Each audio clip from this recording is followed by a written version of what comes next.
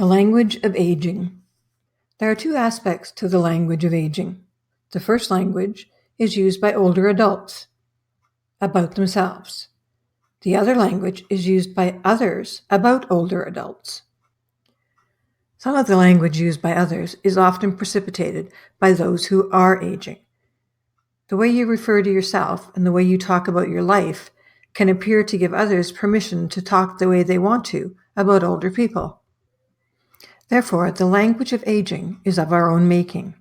If the language you used when referring to yourself is that of being old, too old, or over the hill, then you have created the language others will use when referring to you. Let's look at the language used with respect to age. There is a difference between old and aging. Aging is inevitable. Growing old is optional. Let's see what your answers are to these age-old questions. At what age are you considered over the hill? When are you no longer a spring chicken? There's a rocking chair waiting for you when you turn what age? If you answered these with specific ages, then you have already been pre-programmed to believe the lies you've been taught about aging. We're going to address and rebuke these and many more myths about getting older. The first key to aging differently is self-talk. The questions just posed and answered are the language of aging, a language that needs to change. Do you constantly think of yourself as old? Has anyone called you old? Does the thought of being old scare you? Well, if any of these speak to you, then it's time to change the language. If you are one of those people who refrain from being a participant because you're too old, then you're part of the old people group. If you aren't getting up and getting out, whether you're on your own or with a group, then your actions are making you part of the old people group. It's time to adjust your mindset.